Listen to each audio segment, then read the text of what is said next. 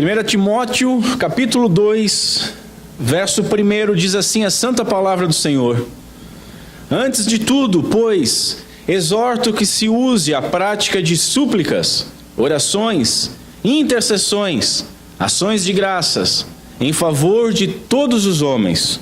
E aí um pouquinho mais à frente, no capítulo 4, verso 13, diz o seguinte: Até a minha chegada, aplica-te à leitura, à exortação e ao ensino. Até aqui.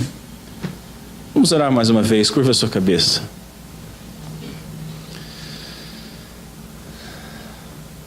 Senhor Deus, nosso Pai, tem misericórdia de nós. Tem misericórdia de mim.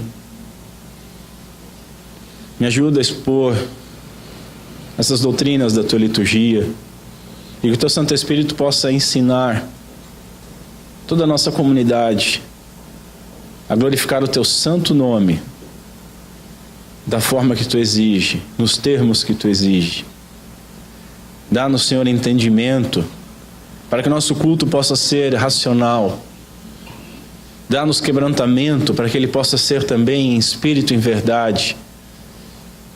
Que todo o nosso eu esteja envolvido na adoração do Teu santo nome. Em se tratando de adorar o Teu santo nome, que principalmente a nossa obediência à Tua palavra esteja envolvida. Pedimos essas coisas em nome de Cristo Jesus. Amém. Senhores, nós continuaremos hoje estudando essa pequena série sobre os distintivos da adoração reformada, do culto reformado. O que o culto reformado tem de diferente dos demais cultos, ou por que o culto reformado é diferente em alguma medida. Na última semana nós vimos um pouco mais a fundo o que é liturgia. Que bicho é esse? Que palavra é essa? De onde é que saiu? Será que nós estamos virando romanistas? Nós vimos que a liturgia é uma palavra bíblica. E vimos que ela nada mais significa do que forma e ordem de culto. A forma do culto e a ordem de culto é uma liturgia. E essa liturgia, então, ela está presente em toda e qualquer reunião religiosa. Desde aqueles cultos mais extravagantes ou bagunçados, que parece não ter muita organização, há lá também uma liturgia.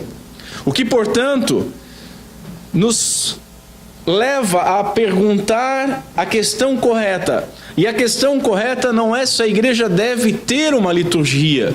A questão correta é se a liturgia que a igreja pratica, ela é bíblica. Nós vimos ainda que Deus ordenou tanto a forma quanto o conteúdo do culto, o que torna então a liturgia bíblica de um culto público algo essencial.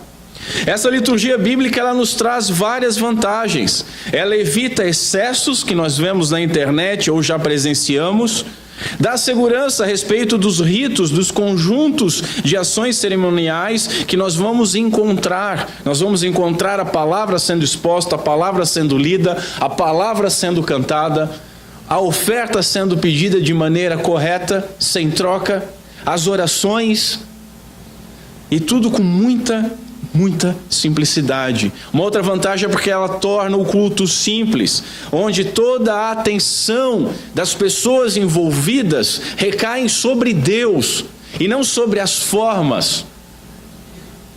As formas são bíblicas. O culto é simples. Deus é que é glorioso e deve ser prestado atenção. O Deus triuno torna também o culto comum. E comum não com relação à banalidade, mas a comum, como eu falei, a respeito da prova das catatumbas.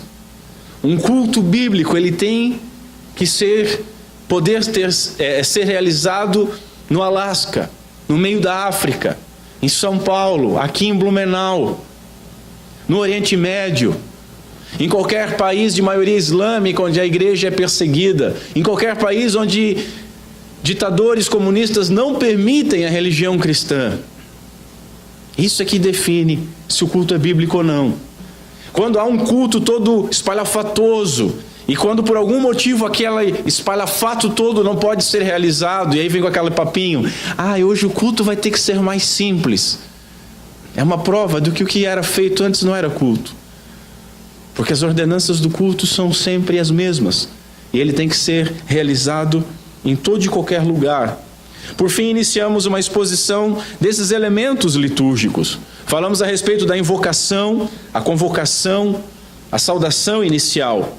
E hoje, a partir do quesito da leitura bíblica, nós avançaremos até onde for possível. Eu espero ir até o final dos meios de oração do culto público. Vale lembrar a frase de J.C. Ryle, que eu tenho usado quase como um mote dessas exposições. Não devemos exigir dos homens nada que seja contrário à palavra de Deus. Talvez seja importante lembrar uma coisa: em nenhum lugar das Escrituras nós encontramos um modelo litúrgico, pronto, passo a passo. Primeiro faça isso, depois aquilo, depois aquele outro.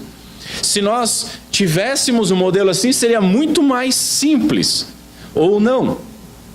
Porque nós temos os 10 mandamentos, claríssimos, mas as pessoas não obedecem. Aí vem algum dispensacionalista dizer, não, mas eu fico só com o Novo Testamento. Pois bem, temos o resumo da lei nos 2 mandamentos do Senhor, límpidos, cristalinos, mas também não é obedecido. Então, simplificaria talvez, mas não totalmente. Então, como é que nós podemos definir uma liturgia bíblica? Por que nós podemos chamá-la assim? Em primeiro lugar, nós observamos a simplicidade do culto, conforme Atos capítulo 2, verso 42. É muito simples. Os irmãos perseveravam na doutrina dos apóstolos, e no partir do pão, e na comunhão, e na leitura e na oração. Era simples. Segundo, observar por toda a Escritura as instituições rituais que não são sombras, que não apontavam para Cristo e foram substituídas pelo sol do meio-dia, Cristo Jesus. Instituições como a ceia, a ordenança de orar, a ordenança de pregar, de cantar a própria Bíblia, de ofertar. Terceiro, não adulterar, não modificar e não anular nada do que foi prescrito. Em quarto, não inventar e não acrescentar absolutamente nada que não nos foi mandado. Há uma liberdade a respeito da ordem das instituições rituais, justamente por não haver aquele modelo especificado. Não há um modelo que diga, olha, você faz a saudação, você lê a Bíblia, você prega, aí você canta, aí você pede oferta, aí canta de novo e faz o sacramento, por exemplo. Então essa ordem dos elementos, desde que visto com ordem, decência e com lógica, nós podemos escolher. Há também uma liberdade a respeito dos textos que vão ser lidos, dos textos que vão ser expostos, dos cânticos que vão ser cantados, e até mesmo naquelas comunidades que exigem a salmodia exclusiva, ou só se pode cantar salmos, não é especificado quais salmos e as pessoas têm a liberdade de escolher. E por fim, há a liberdade sobre quando realizar a ceia e como fazer as orações, se elaboradas e previamente escritas ou de maneira espontânea e extemporânea. O horário também é uma das coisas que nós podemos dizer que há liberdade. Sendo assim, meu primeiro ponto é o segundo elemento litúrgico do culto conforme o rito bíblico. A gente viu semana passada a saudação, a invocação. E o segundo é a leitura pública da palavra de Deus, que é algo que deveria ser tão simples, tão intimamente ligado com o culto ao Senhor, que não deveria nem precisar de maiores explicações, mas precisa. Desde o tempo da sinagoga judaica até os dias dos apóstolos, bem como na liturgia de todos os reformadores, grandes porções do texto bíblico eram lidas publicamente. As pessoas se reuniam e liam a palavra de Deus. Mas a Bíblia eu tenho em casa. Que bom para você. Espero que você não só tenha ela, como você leia ela também. Mas no culto público, a leitura bíblica sempre foi importante. A leitura da Bíblia como forma de adoração, correção e instrução sempre esteve no centro da liturgia bíblica. Notem para vergonha de muitas comunidades protestantes, notem que até mesmo a missa romana, ela possui 3 leituras. Você vai naquela celebração e você vai ter a primeira leitura, que é uma leitura do Antigo Testamento. Depois a segunda leitura, muito provavelmente Epístola de Paulo ou alguma das epístolas gerais. Depois você vai ter a terceira leitura, que é do Evangelho, que seria a leitura para nortear o sermão. Muitas vezes não norteia, mas é... E assim, não se empolguem, não é porque eu estou elogiando isso, eu estou falando em contraste aos protestantes, que muitas vezes deveriam se envergonhar diante disso. Porque é feito, por exemplo, a leitura do Evangelho, aí fica em pé, aí faz uns 10 sinal da cruz, aí beija o livro, vem a cerimônia, como se no Evangelho Deus falasse mais do que nos profetas, né? Enfim, mas existe essas 3 leituras num ritual de geralmente 1 hora. Charles Spurgeon, saudoso pregador batista, ele afirmou que em muitos sermões, nem mesmo com uma lupa, poderia ser encontrado uma gota de evangelho. Isso lá em 1800 e pouco. Com tristeza, nós podemos afirmar que muitos cultos evangélicos, nem mesmo com uma lupa, seria encontrado uma porção bíblica lida. Um texto mais longo lido. É uma coxa de retalhos de pequenos versos ou parte de versos, para justificar as maiores bizarrices que nós podemos imaginar, ou que o nosso coração idólatra, como diz Calvino, pode formar. E essa falta, essa ausência da leitura bíblica é que leva à advertência de Spurgeon. Em muitos lugares, então, lê-se um trecho da Escritura somente antes do que seria a pregação, que eles chamam de mensagem. E muitas vezes é uma mensagem do homem de Deus que está ali e não da Bíblia. A Bíblia é só para justificar aquele momento. E aquele texto é lido e nunca mais se retorna a ele. Ou, pior, às vezes se retorna para deturpá-lo. Mas o que é verdade é que ele nunca é explicado, o texto não é exposto e explicado. E a ausência da leitura bíblica faz com que tenhamos ausência de Bíblia no sermão. Encontramos Paulo exortando, e foi a nossa primeira leitura, 1 Timóteo 4, dediquem-se à leitura pública da Escritura, à exortação e ao ensino. Notem, não é apenas a pregação, mas a leitura pública é mandamento. Ler em comunidade. Veja, mesmo em uma missa, ou diante de um mau expositor bíblico, que nós sabemos que existem muitos, ter uma porção generosa da palavra de Deus sendo lida, garante alguma voz de Deus naquela reunião. O pregador pode ter falado nada com nada, mas se pelo menos ele leu um bom texto, eu já estive em cultos assim. Eu lembro de um culto que eu estive, que o Senhor, ele leu todo o contexto do milagre da ressurreição de Lázaro. E é bastante Bíblia. Depois ele fechou e falou tudo o que ele queria. Nada a ver com o que ele leu. Mas houve pelo menos a voz de Deus naquele texto, e o texto foi longo. A leitura foi longa. E o que dizer, senhores, de lugares, e talvez os irmãos já participaram disso, em que a programação é tão entupida e a liturgia é tão antibíblica, que ocorre algo que o pastor Terry Johnson denuncia. Ele fala o seguinte: é por demais irritante ter que aguentar pregadores que dizem, não tenho tempo para ler o meu texto hoje. Como se dissessem, precisamos logo deixar para trás a palavra de Deus e partir para a minha palavra. Isso acontece. Eu já presenciei.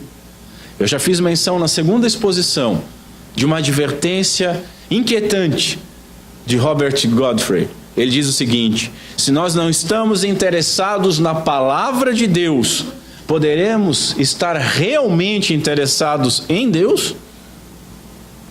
Nós temos que responder isso.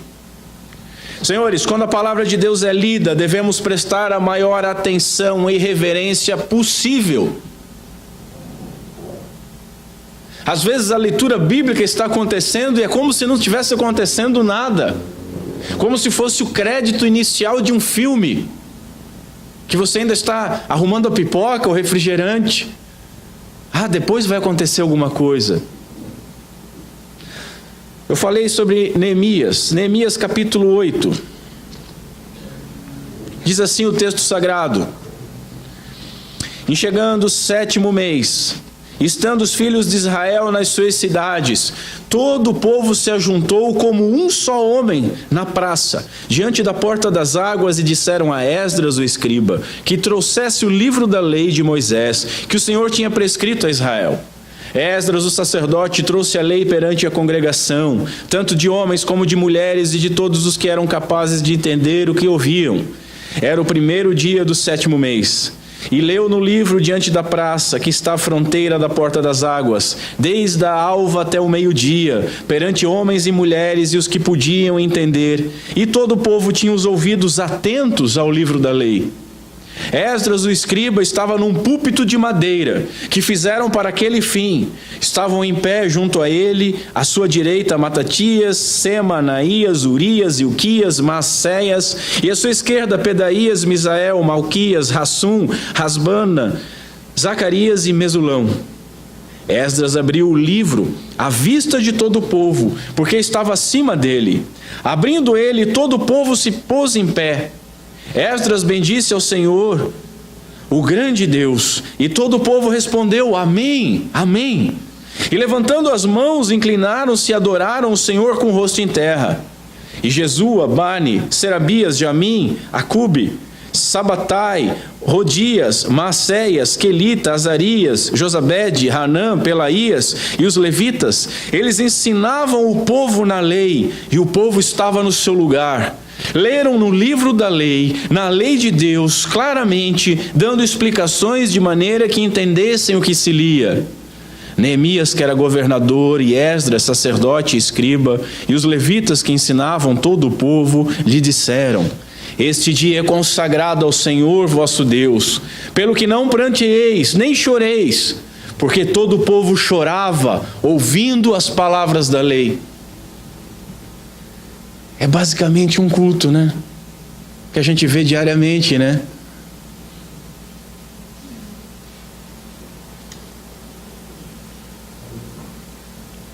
Que triste, senhores.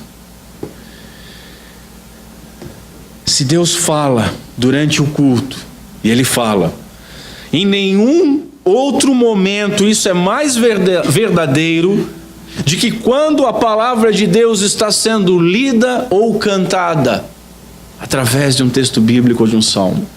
Nenhum momento é mais verdadeiro.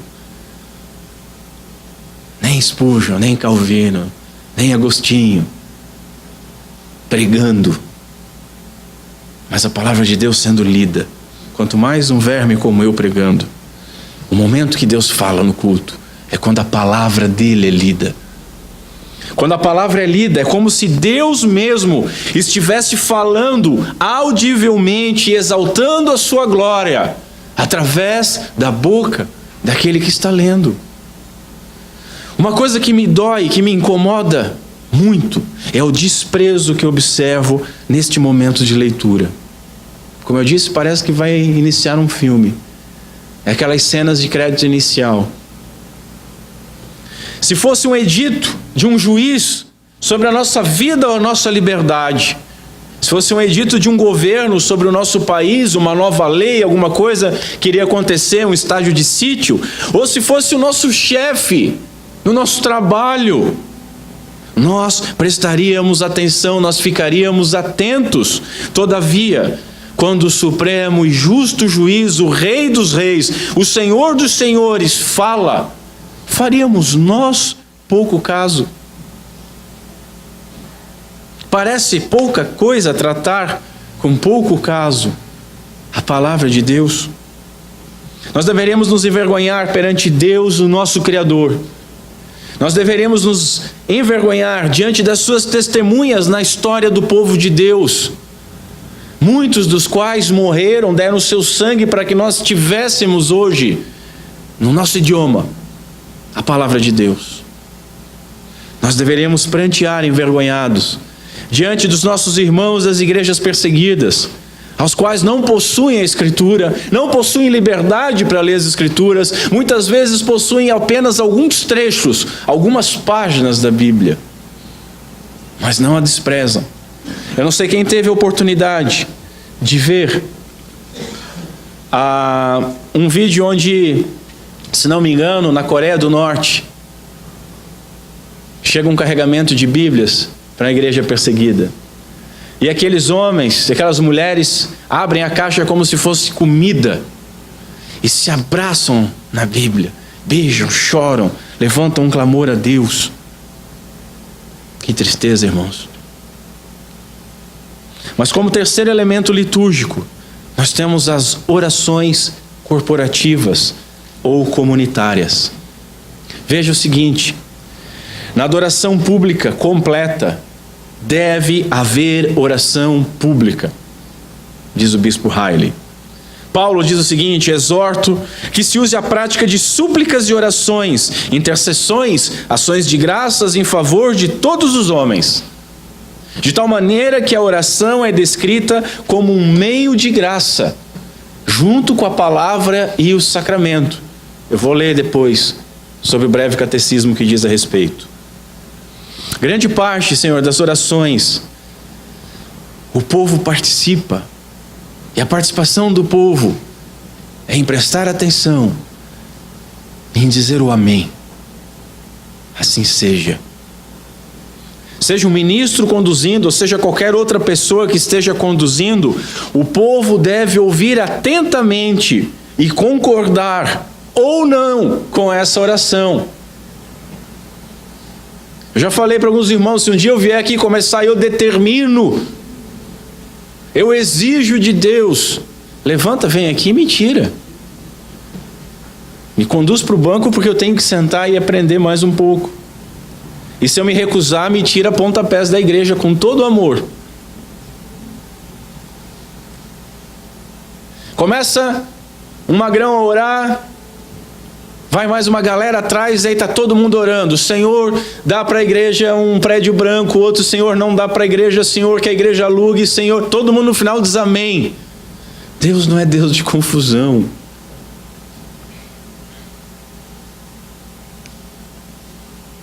Por esse motivo, quando alguém está orando, os demais eles devem estar em espírito de oração, com atenção, com fé que Deus está ouvindo, com reverência e guardando silêncio para que ouçam e para que os demais ouçam o que está sendo falado.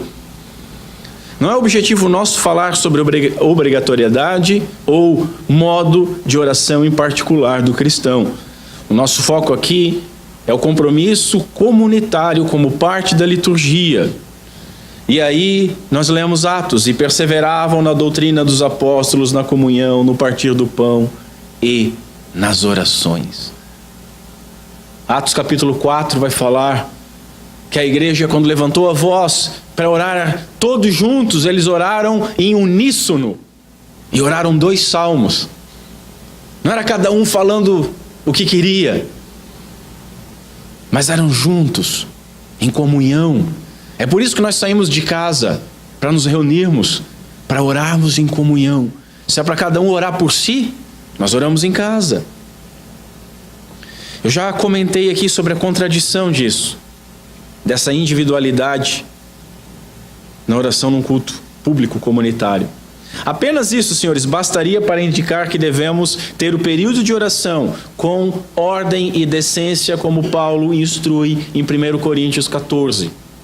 Ordem e decência. E às vezes o momento de oração de uma igreja, quando tem, é um momento de desordem e indecência, de escândalo. E aí Paulo dá algumas instruções. Ele diz: Deus não é Deus de confusão, no versículo 33. Ele diz: uma vez que a oração é comunitária, ela deve servir para a mútua edificação. É a comunidade orando. Então ela edifica a comunidade. versos 2 ao 5. E aí ele diz ainda: porque como diremos amém se não nos entendermos? Versos 16 e 17. Mas aí alguém pode dizer: não, mas você está forçando o texto. O texto de 1 Coríntios 14 está falando sobre os dons, está falando sobre línguas e tal. Tudo bem, eu entendo isso. Agora, o princípio estabelecido é um princípio estabelecido de culto público, que deve reger todo e qualquer culto público, inclusive as orações comuns, no vernáculo. Portanto, senhores, oremos com ordem e decência. Prestemos atenção quando o ministro ou um irmão ora para edificação e para concordância. Notem o seguinte: Jesus, quando ele está instruindo a respeito da disciplina, ele dá todos os passos que deve ocorrer uma disciplina. Chama de canto a pessoa, depois chama com testemunha, depois apresenta para a igreja. E aí, se ele não se arrepender ainda assim, que toda a igreja o considere como gentio e publicano. E aí Jesus finaliza isso dizendo o seguinte: em verdade vos digo que tudo que ligardes na terra terá sido ligado nos céus, e tudo que desligardes na terra terá sido desligado nos céus. Em verdade também vos digo que se 2 dentre vós sobre a terra concordarem a respeito de qualquer coisa que porventura pedirem, ser-lhe-ás concedida por meu Pai que está nos céus. Porque onde estiverem 2 ou 3 reunidos em meu nome, ali eu estarei no meio deles. Notem a importância da oração comunitária. Agora imaginem 2 ou 3 reunidos no nome do Senhor, cada um com um pensamento. E se cada um está com um pensamento, e o pensamento bíblico é só um, nós temos pelo menos 2, no caso de 3, sem estarem biblicamente de acordo. E nós sabemos que o Pai, por meio de Cristo Jesus, só responde às orações feitas em nome do Senhor Jesus Cristo, ou seja, em concordância com aquilo que ele pediria.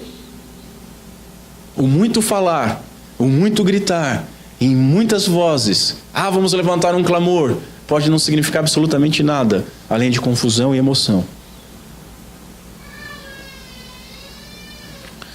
Ainda, de maneira genérica, comum a toda oração, nós precisamos saber qual é o propósito da nossa vida.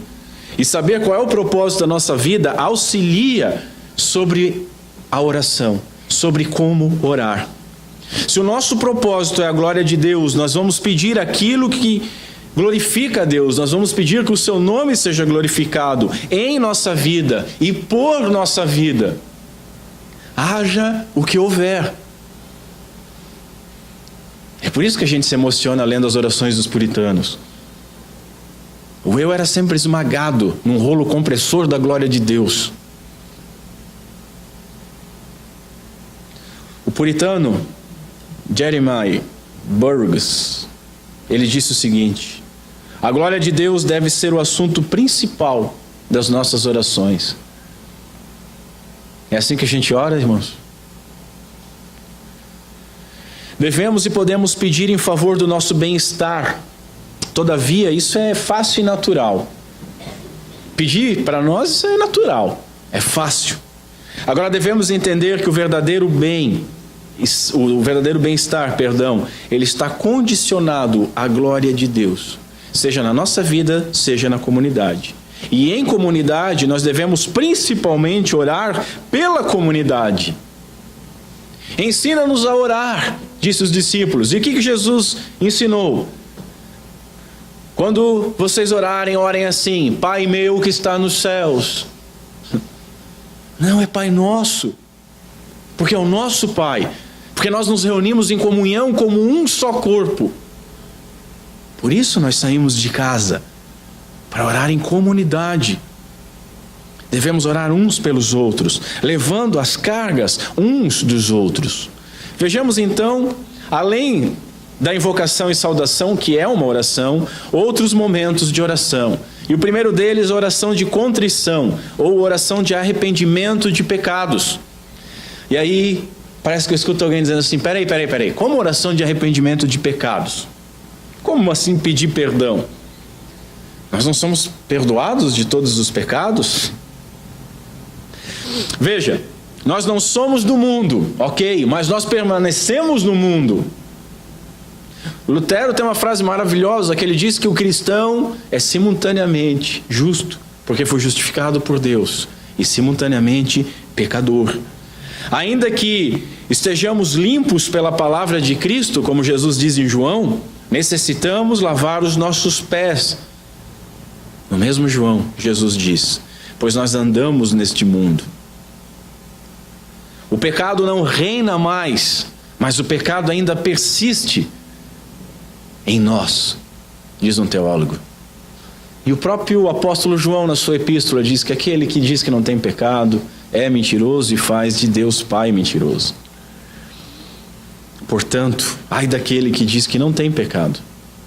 A oração de arrependimento, de contrição, nós costumamos fazer pelo menos em 3 oportunidades numa liturgia bíblica. E eu vou listar algumas aqui, umas 4 ou 5. Logo na oração inicial, nós pedimos perdão a Deus. Após a primeira leitura bíblica, nós pedimos perdão a Deus. Eu tenho instruído até os presbíteros a fazerem uma leitura bíblica e levarem o povo já a esse arrependimento. Por quê? Porque dificilmente nós iremos ler a Escritura de maneira sincera e nós não vamos nos encontrar em desacordo com a palavra de Deus, com a lei de Deus, com os mandamentos de Deus. A nossa carne quer ler a Bíblia contra os outros. É sempre os outros que estão errados. Mas se você ler sinceramente, você vai ver que é você que está errado. Logo, é um bom momento para nós começarmos pedindo perdão. Logo após o sermão, também é outro momento. A exposição bíblica sempre aponta para Jesus, que é o próprio Evangelho. Então, após o sermão, o que ocorre? Nós agradecemos as bênçãos, agradecemos a palavra de Deus, agradecemos a certeza do perdão através da graça. Agora, como é que nós temos certeza do perdão? Porque nós pedimos esse perdão. Pedimos esse perdão. Na oração pastoral, nós iremos falar mais à frente sobre isso, que é algo novo para a maioria dos irmãos. Todavia, posso adiantar que aqui também o ministro ele deve conduzir a oração, tanto ensinando a orar, como conduzindo o povo de Deus ao arrependimento.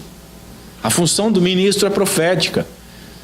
E a função profética não é de predizer o futuro, mas é apontar a lei, o pecado e a reconciliação através do sacrifício perfeito de Cristo. Antes da ceia, outro momento de oração de contrição. Diz Paulo, examine-se, pois, o homem. Nós devemos nos julgar a nós mesmos. É mais um momento onde silenciosamente toda a comunidade ela encontra uma oportunidade de se arrepender. Isso é maravilhoso. Isso é maravilhoso. Sobre o perdão, já que estamos falando de oração de contrição, é preciso falar alguma coisa. Nós cremos que somente Deus pode perdoar pecados. Marcos 2, a história do aleijado que é descido, e Jesus diz, os seus pecados estão perdoados. E aí as pessoas dizem, é só Deus que pode perdoar pecados. Isso é fato. Sendo assim, nós cremos que a igreja verdadeira, invisível, quebrantada, ela é perdoada de seus pecados por Cristo Jesus. E a isso é que nós respondemos o amém, com ação de graças, participação na ceia, renovando o pacto. Preciso chamar a atenção a um aspecto importante. A oração de contrição, mesmo sendo um meio de graça, ela não possui poder inerente. Por exemplo, numa missa católica, a oração do sacerdote tem poder inerente para perdoar pecados. Biblicamente isso não existe. A oração é meio de graça, mas não possui poder inerente. É um meio de graça àqueles que são alvos da graça. Compreenderam isso? Veja, a igreja visível, os membros de uma comunidade, não são todos necessariamente filhos de Deus. Não são todos necessariamente eleitos. Há o joio no meio do trigo. Sendo assim, os seus pecados permanecem. permanecem. Por mais que seja feita a oração, por mais que eles digam o amém, o seu arrependimento não é sincero, o seu coração não é regenerado. E sobre estes, mesmo a oração comunitária, mesmo o amém, mesmo a participação depois disso nos sacramentos, não tem efeito algum, senão de aumentar a condenação. Outro momento de oração, a oração pastoral. Está estabelecido que a oração faz parte da liturgia bíblica. Os crentes de Atos faziam, os judeus faziam, Deus ordenou, o que Deus ordena, nós devemos obedecer. Eu falei que a oração é um dos meios de graça. E o breve catecismo na questão 88 nos instrui o seguinte: os meios exteriores pelos quais Cristo comunica as bênçãos da redenção são a palavra, a oração e os sacramentos. A graça de Deus é comunicada através da palavra de Deus, através da oração e através dos sacramentos. Externamente e interiormente ela é comunicada através da ação do Espírito Santo. É Ele que faz a palavra exterior regenerar o caído. É Ele que faz o sacramento ser selado de fato e fazer a união com Cristo, no caso da ceia e do batismo.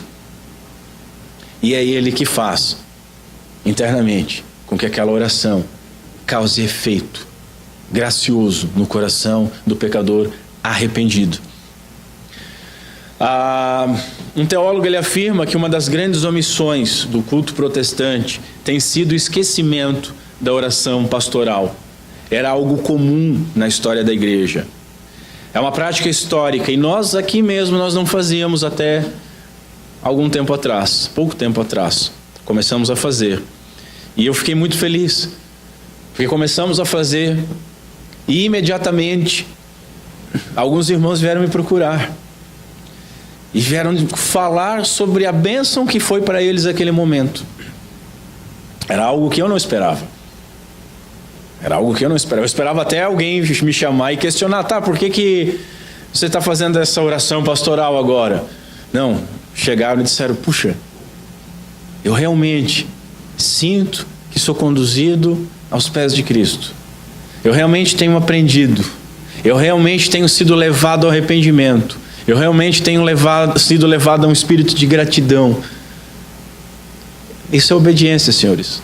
A obediência nos abençoa. Graças a Deus nós estamos resgatando isso. O que é a oração pastoral? Nesta oração o pastor ora pelo seu rebanho, ora pelas suas necessidades espirituais, físicas e emocionais. É uma oração de intercessão. Ora-se também por perdão, por piedade, por crescimento e dá-se graças ao bom Deus por tudo que Ele tem feito no nosso meio. Um teólogo ele lista que além de ser meio de graça, esse tipo de oração ele proporciona alguns ensinos. Essa bendita prática da oração, ela ensina algo à igreja. E o que ela ensina? Primeiro, ensina que a oração sempre deve ser recheada de conteúdo bíblico. Se nós devemos orar em nome de Cristo Jesus, e orar em nome de Cristo Jesus, eu já disse para os irmãos, não é você abrir a tua caixa de ferramenta e aí no final dizer em nome de Jesus. Isso não é orar em nome de Cristo. Orar em nome de Cristo é orar como se fosse o próprio Cristo orando. Como é que nós vamos orar se fôssemos o próprio Cristo? Conhecendo a palavra de Deus, o que Ele pediria. Utilizando a sua mediação com as suas próprias palavras. Ou será que as nossas petições são superiores a dele? Eu acredito que não. Então, ela nos conduz a isso, mostrar que a oração, ela deve estar recheada de conteúdo bíblico. Ela leva e deve levar o povo ao que esse teólogo chamou de derramar apaixonado. A oração deve ser reverente, sincera, viva.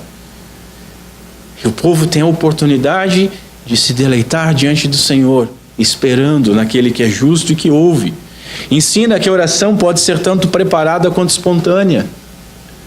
Tem gente que tem medinho de oração lida. Dá alguma diferença? O Pai Nosso é menos Pai Nosso, por exemplo, porque está registrado na Bíblia? E não chegou a nós pela tradição oral só? Óbvio que não. Passaram alguns candidatos a ministério aqui nesse púlpito que liam as orações, até por um temor de ficar nervoso, para evitar de falar alguma coisa errada. E eu confesso que uma das pessoas que eu fiquei sabendo depois que escrevia, porque enquanto ele orava eu estava buscando ir aos pés do Senhor e não olhando a forma dele, era um dos momentos mais áureos para mim. A oração desse homem realmente me levava aos pés do Senhor. Eu não vejo a hora de ter ele orando de novo pela igreja. Por fim, ensina o povo a orar, fomentando orações semelhantes na comunidade. Nós repetimos as coisas, né? Então, quando você começa a ouvir um tipo de oração, você começa a repetir um modelo de oração. E se o modelo é correto, não há problema algum nisso. Nós, assim como os apóstolos, eu já disse isso, precisamos aprender a orar. E Jesus ensinou. Por isso, nessa oração pastoral, nós tomamos como modelo a oração que o Senhor ensinou. Nós usamos como um arcabouço a oração do Pai Nosso. Os irmãos devem ter percebido isso. Eu uso ela como um esqueleto das coisas que eu vou pedir e agradecer. O Pai Nosso norteia esse pedido de oração. E o Pai Nosso, ele fala muito sobre ação de graças, em glória ao nome de Deus. Os pedidos são muito mais a Deus do que a nós mesmos, e nos conduz ao nosso verdadeiro lugar de adoradores. Terceiro tipo de oração, a oração da confissão de fé, ou credo. O que é credo mesmo? Isso, eu creio. A palavra latina. Senhores, historicamente as igrejas recitavam responsivamente o credo. Era uma prática histórica. Em nossa cultura hoje isso parece prática do catolicismo, né? Vou me reportar de novo à missa. Acaba o sermãozinho lá do padre e aí ele já puxa: creio em Deus Pai Todo-Poderoso. E o pessoal vai numa metralhadorazinha, decorado o negócio. Senhores, os credos são uma declaração de fé. Eu creio. Os pais da igreja chamavam de regra de fé o credo. Quem são os pais da igreja? Isso. A primeira geração depois que os apóstolos morreram. Os homens que tiveram, muitos deles, contatos direto com os apóstolos. Os credos e confissões, eles guardam a igreja de heresias e guiam a igreja para crer de uma maneira ortodoxa. O uso do credo, senhores, facilita a assimilação de um corpo de doutrina essencial para toda a igreja, para toda aquela pessoa que se diz cristã, assim como resguarda os erros dessas igrejas. A repetição constante desse credo com entendimento coloca uma barreira para que nós não passemos a sonhar doutrinas, a não sermos levados com qualquer ventinho de doutrina. Até mesmo após o sermão, como normalmente é feito e como nós mesmos temos procurado fazer, faz com que tudo aquilo que você ouviu no sermão seja trazido à memória, seja comparado com um modelo bíblico de doutrinas. E, se necessário for, seja jogado fora o que você ouviu. Nós poderíamos citar, como nós somos confessionais e adotamos os símbolos de fé de Westminster, nós poderíamos citar a confissão de fé de Westminster. O problema é que os seus 33 capítulos têm os artigos, muitos deles maiores que todo o credo apostólico. E aí fica complicado. Nós, um tempo atrás, até termos um problema técnico, nós fazíamos a leitura pública da confissão de fé de Westminster, sessão a sessão. Talvez nós voltemos a fazer isso. Vamos conversar entre o presbitério. Por essa razão, pela inviabilidade da confissão de fé de Westminster, nós cremos que o uso do credo, chamado credo apostólico, seja adequado. Assim nós confessamos a nossa fé comum, diz um teólogo, porque Jesus disse: todo aquele que me confessar diante dos homens, também eu confessarei diante do meu Pai que está nos céus. Na confissão de fé, nós oferecemos a Deus sempre sacrifício de louvor, que é o fruto dos lábios que confessam o seu nome, conforme Hebreus. Nós usamos o credo apostólico porque é um dos credos ecumênicos da história da igreja, que não foi feito por uma comunidade só, mas num concílio com vários líderes, que foi feito justamente para resguardar a igreja de erros que estavam aparecendo. De tal maneira que nós então, ao proclamarmos essa confissão de fé, estamos listando uma série de doutrinas básicas para a gente poder definir o que é ou o que não é ser cristão. Um teólogo ele diz o seguinte: as confissões históricas elas resumem as doutrinas principais da Escritura, não só com o propósito de confessar a fé em público, conforme Romanos 10, mas também para nos ajudar a guardar centralmente em nosso pensamento as verdades fundamentais do cristianismo. E como nós precisamos disso?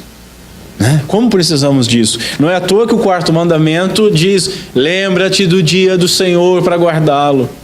Não é à toa que a própria ceia do Senhor diz: fazer isso em memória de mim. Vocês são cabeção, vocês vão esquecer. Os problemas da vida de vocês vão parecer muito maior do que o problema que eu resolvi na cruz. Então, olha, eu vou deixar aqui um sacramento para participação comunitária, para vocês lembrarem, além de participarem num só corpo. E esse teólogo ele continua dizendo: quando nós, como congregação, nós confessamos as palavras dos credos apostólicos num culto, nós declaramos abertamente, diante da igreja, diante do mundo, aquilo que cremos como cristãos. Seu uso geralmente é como uma resposta comunitária à exposição do Evangelho, e por isso ela vem após o sermão. Quando recitamos o credo, nós recitamos aquilo que Judas 3 diz que é a fé que uma vez por todas foi entregue aos santos. Lembra que eu já falei que fé não é fé na fé, isso é crendice, né? Hebreus diz que fé é a certeza das coisas que se esperam. Se se esperam é porque a gente leu a respeito delas.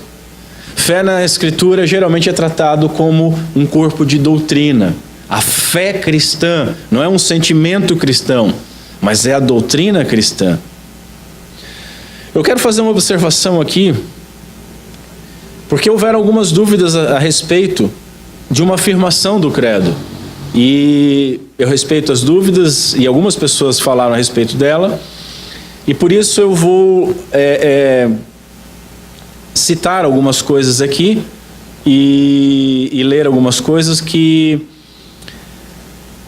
citando alguns autores, para que os irmãos não venham dizer: isso é coisa que você inventou, né?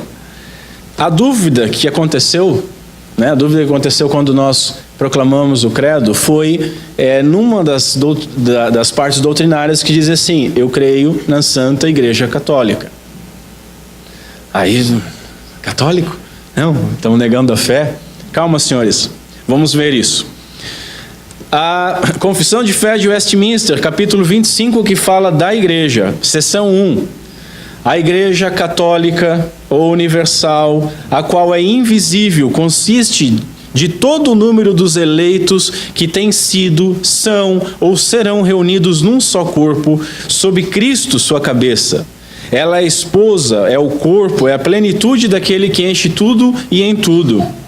Seção 2. A igreja visível, a qual também é católica, sob o Evangelho, não confinada a uma nação como outrora sob a lei, consiste de todos aqueles que, espalhados pelo mundo inteiro, professam a genuína religião, juntamente com seus filhos, e é o reino do Senhor Jesus Cristo, a casa, a família de Deus, fora da qual não há possibilidade ordinária de salvação.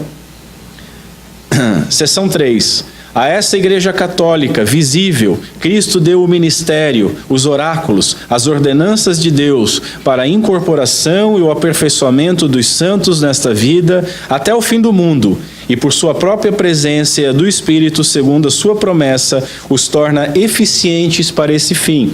Isso é a nossa confissão. Devo lembrar que para os teólogos de Westminster, e tem uma seção, o Papa é o anticristo. Principalmente o Papa da época que eles estavam lá. Então eles não estão namorando com o catolicismo romano, tá ok? Archibald Rod, o Rod filho, que comentou esse volume aqui, filho do Charles Rod, que tem uma teologia sistemática de 1.800 páginas, onde mais ou menos 800 páginas é batendo no catolicismo romano, né? Então ele foi criado nesse ambiente. Ele diz o seguinte: o termo católico significa universal e é, portanto, um título apropriado para a verdadeira Igreja de Cristo, visto como um corpo composto de muitos membros, existindo em diferentes lugares e em diferentes tempos. Presta atenção. E é, consequentemente, muito impropriamente aplicado àquela corporação corrupta e cismática, a Igreja de Roma. Um outro teólogo explica: desde a época da Reforma Protestante, muitos passaram a empregar a palavra católico no sentido de católico romano. Na verdade, esse significado não está implícito. A palavra grega católicos quer dizer em conformidade com o todo ou universal. Ao afirmar que a Igreja é católica, nós dizemos que a sua mensagem se aplica a todas as idades e a todas as situações. A palavra católica é uma afirmação da importância, da pertinência e da validade universal do Evangelho. Esse é um dos motivos da defesa da liturgia bíblica. A catolicidade do culto. O culto é o mesmo para todas as idades. Não tem culto de jovens, culto de mulheres, culto de rico, culto de pobre, culto de africano. O culto é o mesmo senhorio, um senhorio católico, universal de Cristo, num mesmo formato de culto. Veja, a Igreja romanista ela não é detentora desse termo. E o uso do termo católico, a Igreja de Cristo, né? A igreja, como sendo católica, é anterior à Reforma, é anterior ao cisma que formou o catolicismo romano, como a gente ouve. Outro pai da Igreja, Cirilo de Jerusalém, no século IV, ele diz o seguinte: a Igreja é chamada católica porque se estende por todo o mundo, de um extremo da terra ao outro. Ele ainda complementa que é católica porque não omite nenhuma doutrina e as ensina a todos os tipos de pessoas. O uso do termo católico como distintivo de igreja protestante e católico romano é posterior à Reforma. Até mesmo para uma defesa deles. Olha, a igreja é uma só, diz eles, é católica, vocês são cismáticos, revolucionários e saíram da igreja mãe, né? Eu prefiro ficar na igreja noiva, porque é essa que Cristo vem pegar. E aí, falando em tempo de reforma, eu vou ser obrigado a citar Calvino, que talvez não houve ninguém que combatesse mais o romanismo do que ele. E ele diz o seguinte: no credo, onde professamos crer na igreja, nos referimos não só à igreja visível, mas ainda a todos os eleitos de Deus, em cujo número estão compreendidos também os que foram encerrados pela morte. Por isso, se chama Igreja Católica ou Universal, que não é possível achar 2 ou 3 igrejas sem que Cristo seja dividido, o que não se pode fazer, ou seja, uma só igreja. Pelo contrário, todos os eleitos de Deus foram de tal modo ligados em Cristo, que da mesma forma que dependem de uma cabeça única, assim subsistem um corpo único, ligando-se entre si por esta relação, pela qual são unidos os membros de um mesmo corpo, na verdade feitos um, visto que vivem a um só tempo, em uma só fé, em uma só esperança, um só amor, no mesmo Espírito de Deus, chamados não somente à mesma herança da vida eterna, mas também à participação de um só Deus e Cristo. E o Calvino faz isso numa frase só para judiar de quem vai ler. Mas é isso. Eu quero dar só mais um ponto dessa argumentação sobre o católico, citando o nosso querido Franklin Ferreira, teólogo brasileiro. Ele diz o seguinte: a palavra católica espanta alguns evangélicos na atualidade. Essa palavra significa universal, no sentido de segundo a totalidade ou segundo a integralidade. A palavra indica que uma igreja onde o Espírito Santo opera é uma igreja para todos, e ela está em todo lugar. Esta igreja tem uma profissão de fé, e em todo canto do mundo essa profissão de fé é repetida. Então uma comunidade, prestem atenção, uma comunidade que se acha detentora da verdade, ela deixou a catolicidade. Outro aspecto da catolicidade da igreja é que a igreja verdadeira é uma igreja de homens e mulheres, adultos e crianças, letrados e iletrados, gentios e judeus, pessoas de todas as etnias. Portanto, senhores, nós temos duas opções. Ou nós entregamos esse termo aos romanistas e usamos um sinônimo quando formos proclamar o credo, Igreja Universal, ou então nós podemos redimir o termo ao seu uso com significado histórico e significado original. Todavia, eu creio que por prudência, eu que sou mais chato que todos os irmãos juntos, eu posso dar um passo atrás e nós podemos utilizar o meio universal, até mesmo para não precisar ficar fazendo a mesma explicação para cada vez que nós tivermos um visitante ou alguém que faltou um culto, alguma coisa assim. Por prudência, nós podemos usar o símbolo universal. Lembrando que quando você fala universal, você está falando católico, e você não está falando dessas duas seitas, você está falando de um termo, de uma palavra com significado. Quarta tipo de oração, e é o último, a bênção final. A bênção final também, senhores, é um momento de oração. Agora prestem atenção que maravilha que é isso. O culto inicia com a chamada à adoração e termina com uma bênção. O culto bíblico. A primeira e a última palavra do culto são extraídas da Escritura. Não é maravilhoso?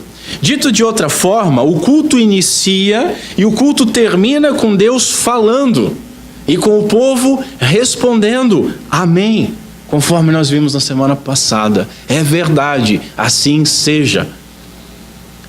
O povo falando amém, está invocando também a Cristo Jesus, como a gente viu semana passada. Cristo é o amém de Deus, Ele é o sim de Deus. Nele é contemplado todas as promessas de Deus, a sua igreja que é co-herdeira em Cristo Jesus. Novamente, a reverência e o ouvir, então, são essenciais. Paulo diz o seguinte: como dirá aquele sem instrução o amém depois da tua ação de graça, visto que tu não entendes o que dizes? Novamente, na bênção final, nós devemos estar prestando atenção, e é a palavra de Deus sendo recitada. Essa bênção ela deve ser recebida pelo povo de Deus como uma verdade consoladora, que realmente modifica a vida e traz consigo a bênção daquele que falou, daquele que proclamou. E esse não é o pastor. Eu fico nervoso, eu fico tenso quando eu vejo alguém dizendo, eu te abençoo. Velho, não, na boa, é Deus que me abençoa, é Ele que me abençoa através da sua palavra. Você pode falar a bênção de Deus. Eu cresci pedindo a bênção para meus avós, e até hoje peço para minha mãe.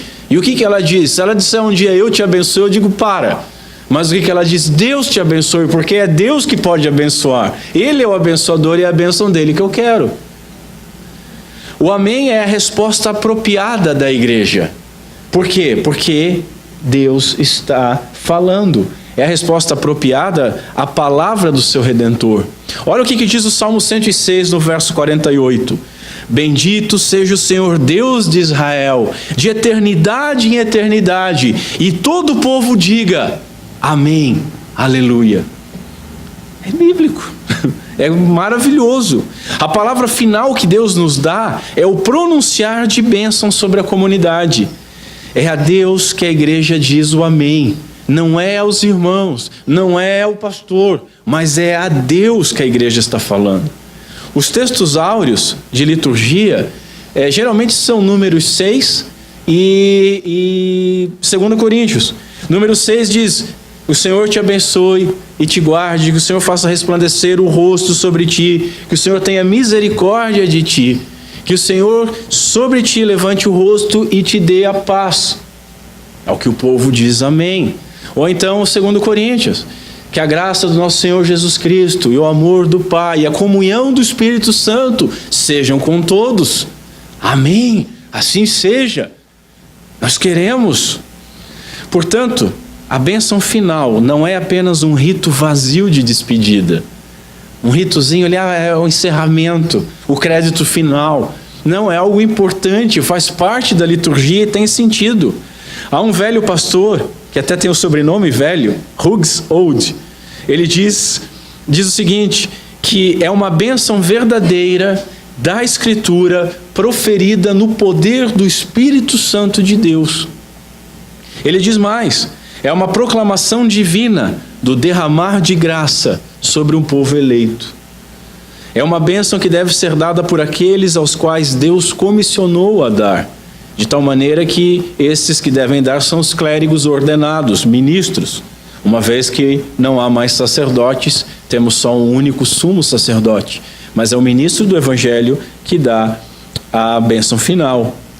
Eu encerro então esse ponto e essa exposição com uma frase do Hughes Ode. Ele diz que, para os reformadores, a bênção é a promessa da benevolência divina, que é a fonte da nossa salvação. A promessa da benevolência divina, que é a fonte da nossa salvação. Trocando em miúdos, a bondade de Deus é a fonte da nossa salvação e da nossa eleição. E a bênção é a promessa desta bondade, derramada sobre o seu povo, derramada sobre a sua igreja, que responde: amém. Na semana que vem nós vamos falar sobre as músicas, sobre as ofertas, sobre o sermão, e eu acredito que não vai dar para falar mais na semana que vem, mas vamos ver esses outros elementos. Vamos ficar de pé, irmãos.